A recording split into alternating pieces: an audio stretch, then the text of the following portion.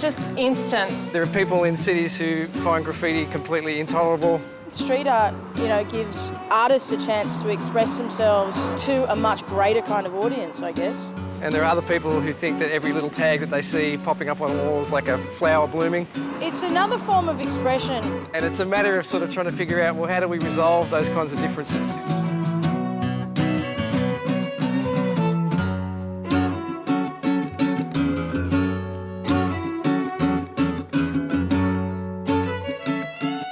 I don't like every piece of artwork that's hanging in the Art Gallery of New South Wales, but I have a choice to go and see it if I want to. I have a choice to move on and not see it if I don't want to, but on the street, you don't. It's in your face whether you like it or not. We actually genuinely believe that the arts and culture makes a healthy and interesting city.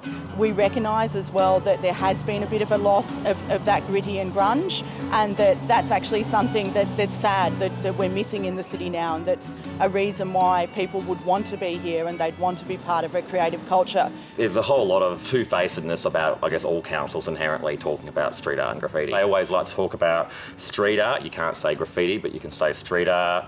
And different councils have different approaches, like Marrickville Council has recently taken a bit of an aggressive approach, especially with putting up posters. Despite they've got a Greens majority, they've got a Labor mayor, and he put down one of his priorities in the Inner West Courier as like graffiti removal. That's what he believes the residents care most about, which really surprises me in such a progressive place like Marrickville.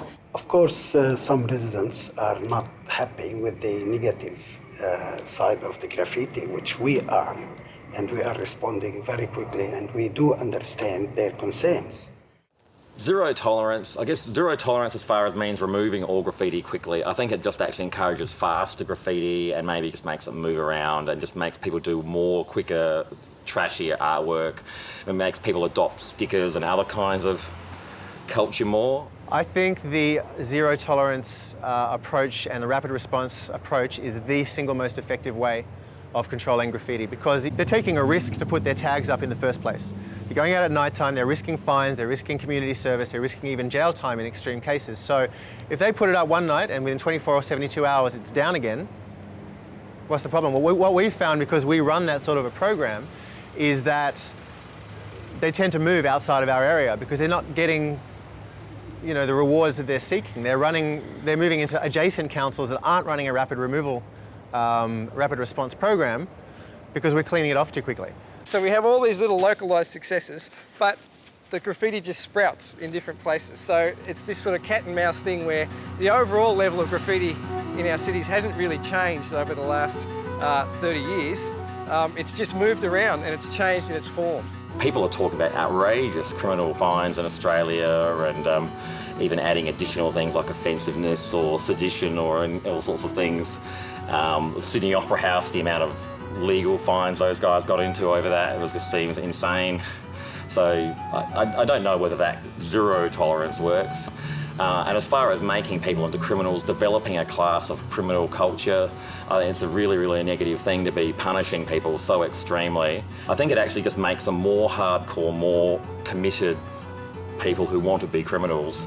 And it means that you get older guys encouraging young people to break the law, climb on train yards, things like that. So I think encouraging the criminality and increasing it is just really negative and destructive. When we turn up to somebody's house, and often they're in tears, because they've spent thousands of dollars, renovating their home, and the next morning they turn up and someone's just scrawled across the entire side of their house, and they're like, we just can't keep up, we can't do it. And some of them are elderly, some of them are disabled.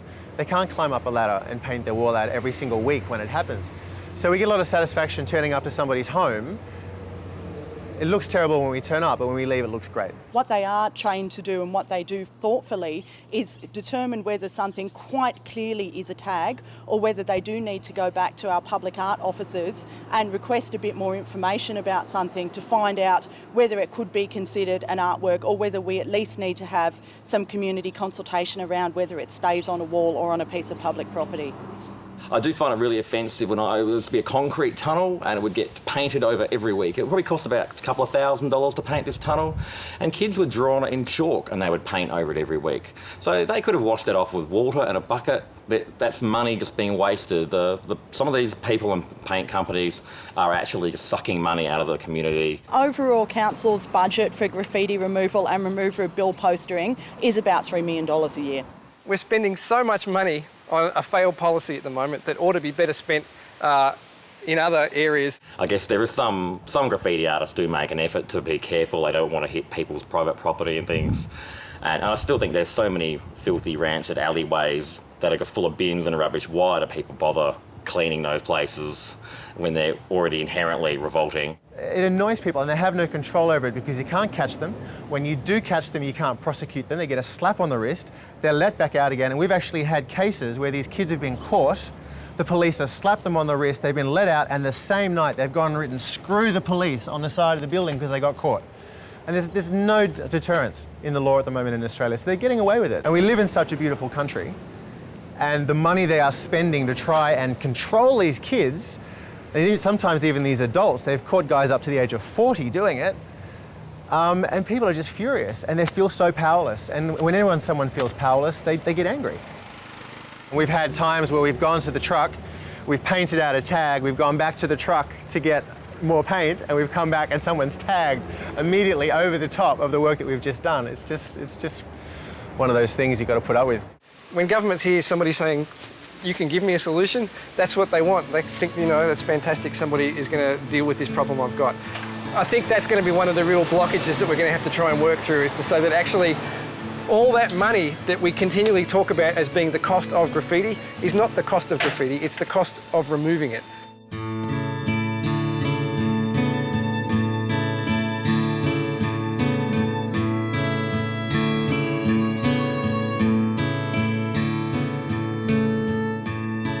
Research studies have said that it's kids, typically male, between the ages of 15 to 25. We liken them to cockroaches.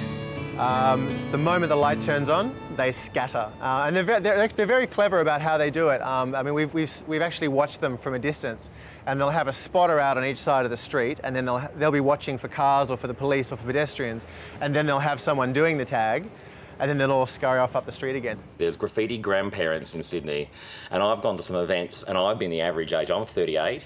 There's people older than me, 50 people, my age and older, still doing graffiti, or their kids have grown up and left home and they're getting back into it. There's no typical sort of socio-economic group that they come from. We do work in Wallara Council where they come from a fairly high socio-economic group. They're fairly wealthy families, kids from private schools. And then you go all the way out to suburbs, Blacktown and Penrith, where they're probably from a lower economic group and they're still doing it as well. So it's more a subculture. It doesn't really have any boundaries in terms of wealth or status.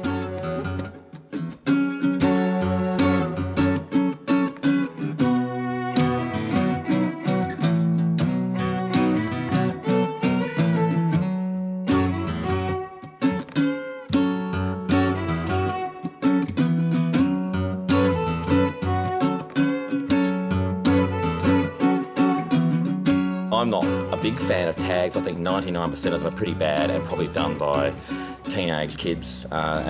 But I do think that there are some people who do amazing tags. I think in some places they can look incredible, like a big yellow wall just covered in hundreds of tags. I actually kind of think that can look interesting. Obviously, some of it is frustration. We know that teenagers can get bored. We also recognise that teenagers tend to have a relatively shaky sense of identity and where they are in the world, and that tagging is a way of locating yourself, of literally stating your name and stating your place. A lot of the kids who are doing that are really not doing it for any artistic purpose. They're just doing it because it's got to do with territory, and it does have a lot to do with community, because a lot of that is based around community as well, like the idea of, this is our territory and our little area, and a lot of them, they identify by postcodes. Tagging is something for me that's like it's just for the practice. It keeps your brand name out there, but it's pretty territorial. It's like pissing on trees, it's just like, I was here. I have never seen an illegal artwork that sends a positive message, or that is constructive, or that beautifies the environment. In fact, All of them, without exception, literally, as I said before, are somebody's name in great big letters. If I went and wrote my company's name in great big letters across a sign of somebody's house, they'd be pissed off because I'm promoting myself. And that's all these kids are doing. It's not about art. And if they say it's about art, they're lying, because if you get onto the logs and the blogs and the websites that these the graffiti artists frequent, they're all saying, look, if you can't get your name up in lights, put your name up in lights. It's about promoting themselves. It's about getting someone and telling their mates, look, I did that and I did this and there's my name. Everybody wants to be famous. This is their chance to do that. In our minds, we can differentiate between these great big colourful pieces and these tags. In the minds of the people that are doing it, they don't. They think this and this are the same. So when they see this, they think, oh, that's a good idea. I'll go and start putting my stuff up as well. And so you get this carry-on effect. So if you go, all right, well, this is acceptable, then you have to say, yeah, this is acceptable as well. There's no difference in their mind between the two of them. You know, tagging is part of the way you develop your skills with an aerosol can. Tagging is part of the way that you learn to navigate the city as a graffiti writer and find opportunities for getting up and where you're going to be most effective. I heard some people say that, oh, that's where all street artists start, and I actually think, well, actually, a lot of people I know did stencils and other kinds of street art first and then did tags as a way of getting themselves into mainstream graffiti culture. I mean, I see 12-year-olds tagging around here all the time in daylight on the backs of signs and things, and they're not really interested in it being art per se. I mean, some people do take tags to a level it's like really good calligraphy when it's done well, but it's probably a minority of tags like that. But I can see it's an important part of graffiti culture. Beyond tagging, there's a lot of blurry areas about what then becomes art, and it's that area that we find we have to be most responsive and sensitive when we deal with.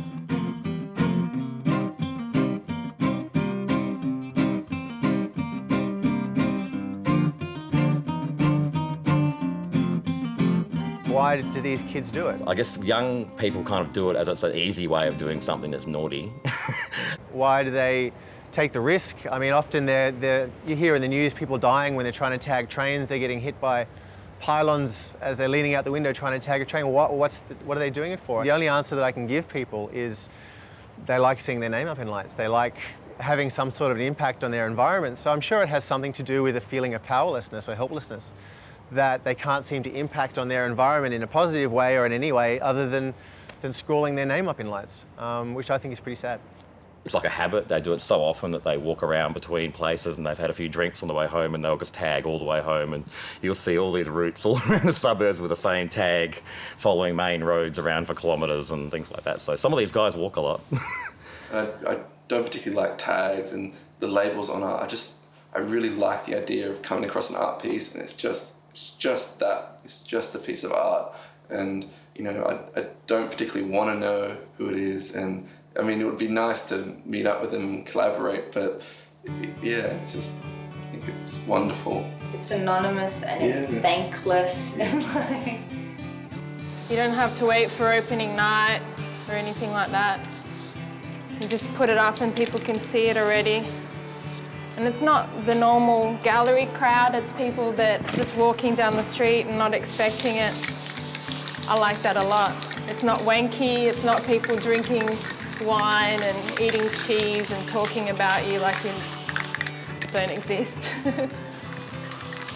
Why does it have to be on the side of someone's building? Why does it have to be illegal? Why can't it be treated like any other artist? And if they want to be considered serious artists, then you know there are rules and everyone has to play by those rules.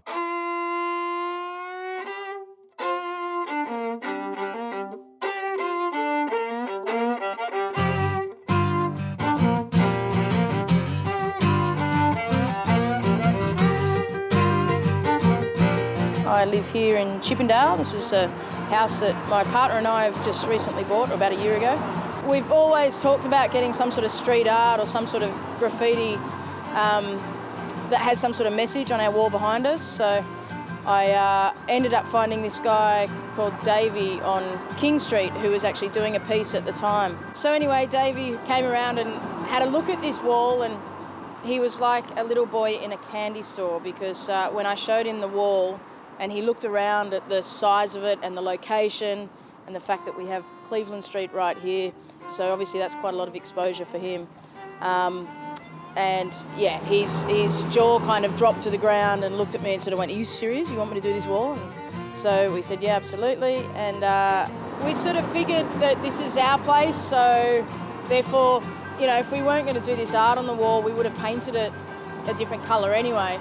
And we just sort of thought, well, you know, it's our wall, it's our house, and it's, you know, and it's expression, it's artistic expression. So we went ahead and did it, and most people have been fantastic, and we actually get tourists coming and taking photos, and a lot of people come and do little still shoots out the front and all the rest of it. Most of the neighbours, you know, came and watched the guys as they were working.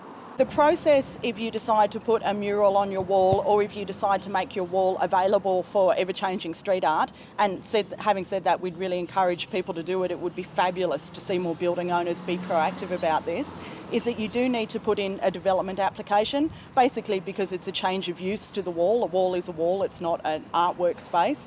And the DA process also allows the community to be consulted about whether they're happy in having works in the public domain. A few weeks after it was finished, we had a letter from the council saying that this is a heritage listed area, and that we had to get permission, and you know that we needed to go and officially apply for permission to do this on our wall.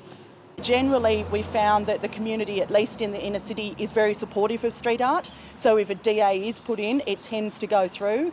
And once the DA is approved, then you are able to use your own wall to have a mural on it, or to allow street artists to come and do their work on it. To be honest, the council have been really good now, and apparently someone came around here from the council and took photos and then took it back to the office, and apparently everyone in the office was passing around and really liked it. So we're happy to hear that, and hopefully, fingers crossed, they'll let us keep it. But we're still waiting to hear. I think they have to have some sort of meeting or something and decide.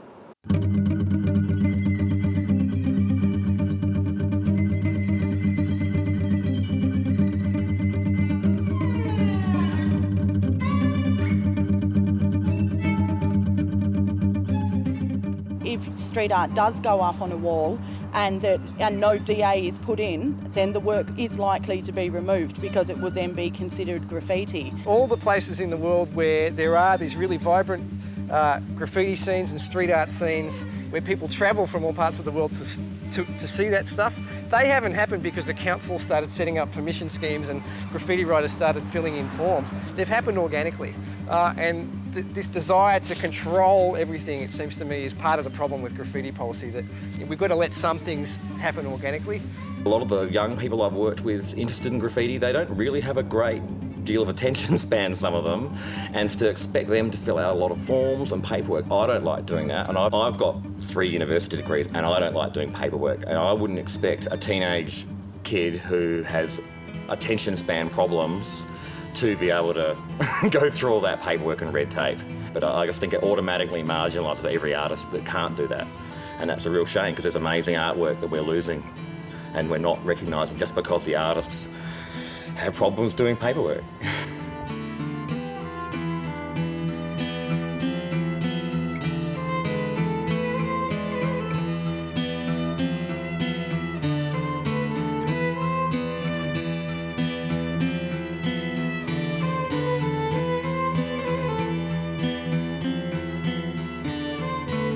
Some people would say that street artists are very lonely or isolated, or that they're isolated people. I would say actually it's an incredibly diverse community with worldwide connections. Most of the friends I've made in Sydney have been through street art. Most of them I would have met at some kind of exhibition somewhere, where there's so many exhibitions on all the time. And it doesn't really take much effort to meet up and hook up with people and meet them and say, oh, do you want to do something, or get together, or just get together and draw or something like that. It's incredibly social. It's antisocial when you consider the majority. I think it's very social when you consider the subculture. I think that it ties in very close with, not necessarily with the skater culture. I don't want to blacklist it, but it's part of that subculture. It's part of what they do. But I consider it antisocial because they do tend to be loners, if not gangs of 1 or 2 or 3. The idea that there are graffiti gangs out there is a myth. Often it's just one kid sneaking out at night, 1, 2 o'clock in the morning doing it. So you're not getting a lot of human interaction in this sort of an activity. That's what's really good about street art, is that it is interactive, and that you might do like a piece or whatever, and I think like in the graph world in terms of pieces. People will write toy on it to say if it's crap, or people might tag it. But you know, you put it out there and it's good. Like, it's better to have, I guess, someone respond to it than it is to have nothing, you know, because, you know, it kind of validates your work in a way. One of the most amazing experiences I had while doing some work with a bunch of young graffiti writers who'd been busted and were then working on a legal graffiti program was sitting down and chatting with them about their reaction to somebody who tagged the cenotaph in Hyde Park, and it had made all sorts of news.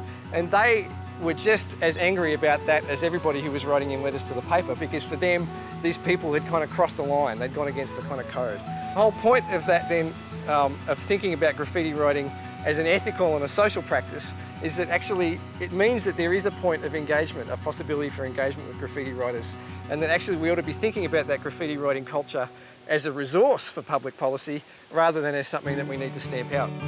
I hear stories of different companies like using graffiti as a new as a way of selling their stuff, which is just like so low. Like, what do we have left? You know, I mean, it's confusing. Remember when we were going down Parramatta Road and there was some jeans brand and they had, like, you know, these kind of homey, bomber looking dudes, and there was graffiti up in the billboard, and I was like, that's part of the billboard.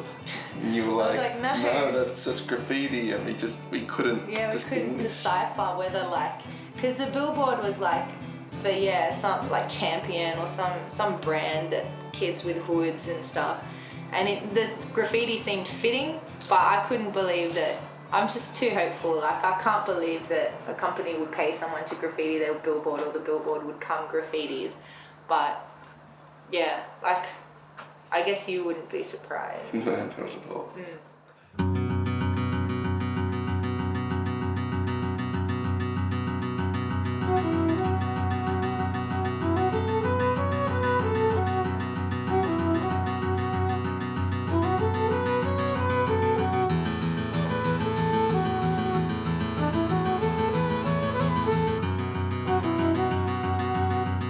There was a group of sort of activist graffiti writers in the 70s and 80s in Sydney called Bugger Up, which was billboard utilising graffitists against unhealthy promotions, who actually talked explicitly about having a right of reply to advertising, and they spelt right with a, you know, W-R-I-T-E. And they would get up and just basically hack into cigarette advertising in particular. You know, anyhow, have a Winfield became anyhow, have a wank, it's healthier, to get across a kind of alternative message. And there was this ongoing battle for a few years between the advertisers and Bugger Up, until finally the state government banned tobacco advertising, in what was largely seen as a kind of win for Bugger Up and the kind of work that they've been doing.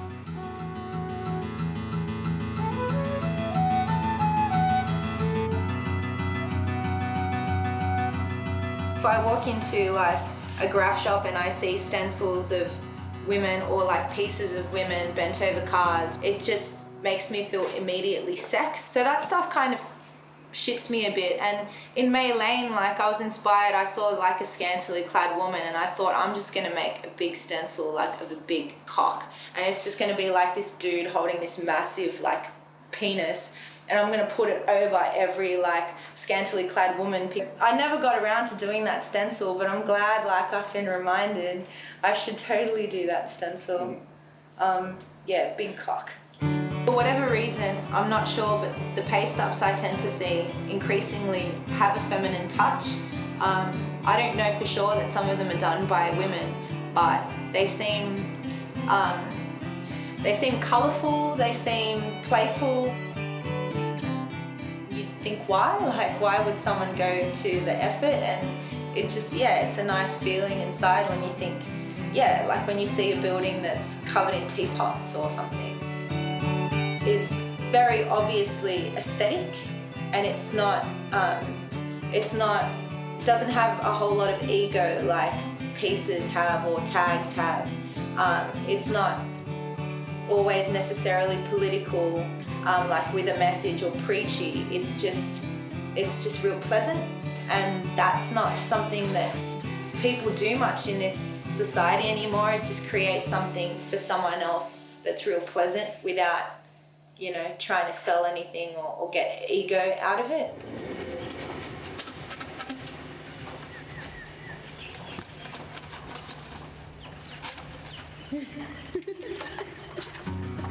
One of the big debates about graffiti is about what effect it has on the city and the image of the city. One of the sort of dominant ways of thinking about graffiti these days is the so-called broken windows theory of sort of law and order in the city. And the idea of graffiti being akin to a broken window is the notion that basically if you let one little instance of sort of antisocial behaviour take root in a place, then that somehow is supposed to be sending a signal to other people in the community that generally nobody really cares for that place, and that as soon as we see, you know, the metaphorical window break happen, we'll see more and more crime and antisocial behaviour start to sort of take hold and flourish in an area.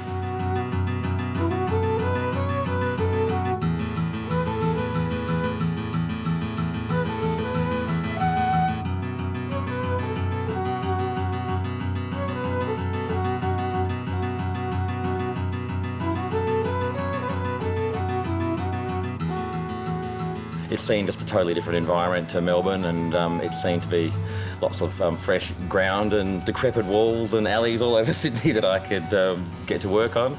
And also even the prices here. If you want to buy street art, come to Sydney, because people here are charging 10% what they're charging in Melbourne.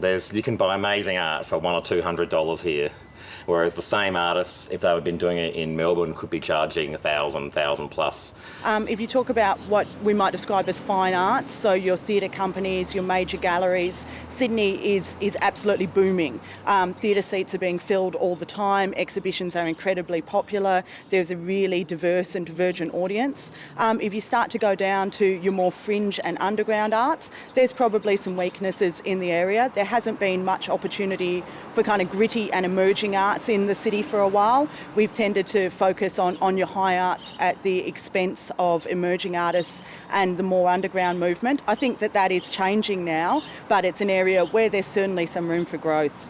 There is a real art on this, real talent, and it really, at the end, it reflects our society.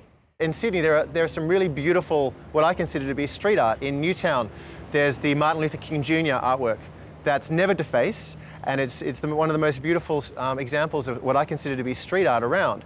But the majority of the stuff we clean off is simply somebody's name in bright red colours, bright big colours. So from my opinion, if a council is going to allow that, they have to be very careful what they allow. They have to screen the type of artwork they're going to put on and say, well, it has to positively reflect our community, or it has to send a positive message, or it has to be something that people will stop and go, wow, okay, that really moves me. This stuff doesn't move anybody.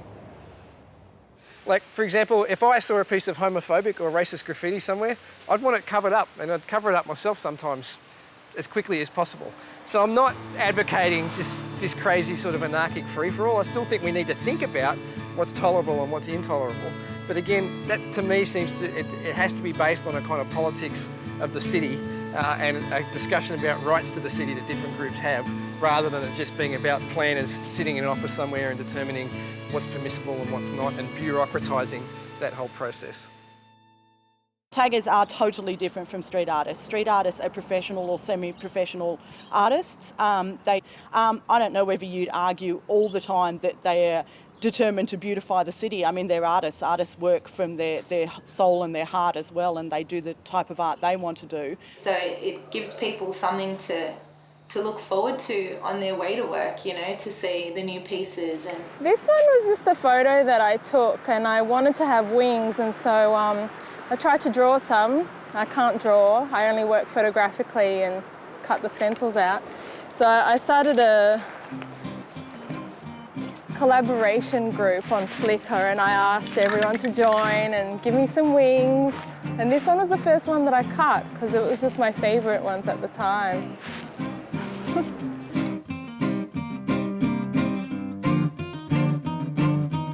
Printing stencils on the street is just a way that I'm getting through it right now because I don't have any studio space. And I got into it because you can just pick it up and put it down whenever you want. Sometimes you've got to get people to tag along with you because like a bit scary as a girl. Late at night, when I'm out and spraying, like people always stop and they always expect you to chat with them and to answer their questions, and it doesn't matter if you've never seen them before, it's as if you exist just to answer their questions, like just to chat with them. They love it, it seems like. People always say, oh, you're doing such a good job. All those taggers, they should, take a leaf out of your book and do some drawing and all of that. You always get weirdos, really. Normally, it's all the weirdos coming up. Ornamentation on every building, everything would have had ornamentation. There would have been advertising everywhere and Rosella tomato sauce ads everywhere. And I think, I don't know why, I guess post-war everyone got obsessed with minimalism and cubes, and I think it's just incredibly boring. We do recognise that we have lost a lot of that grit and grunge and emerging arts in the city, and it's something that is a genuine loss to the city. A creative city is one that people want to be in and that's exciting, and without that kind of bobbling underneath of emerging arts and exciting, unexpected things happening, the city is actually a blander place. One of the things that we need to learn as a society in our cities is to cope with a little bit of disorder and a little bit of chaos, right? It's very non-costly as a form of disorder or chaos. It doesn't stop things working. If you find a piece of graffiti on your garage door or on your wall, it's not going to fall down. If there's a tag on a train window, the train can still run. They do need an outlet. They do need to be encouraged as artists, but take it off the wall, put it on a giant board. So one of the benefits of this sort of engagement with graffiti writers and trying to find opportunities for graffiti in the city, it seems to me, is that it's also just going to be way cheaper than continually every 24 hours showing up with that dreaded brown paint and covering everything up. I would say that council has probably got more flexible. We've learnt more about how to do this, and the community has gone along with us now. It's with us, it's not going away, let's make it better. We have in Marrickville different cultures, different generations, etc. We were rejected as young people by the eldest.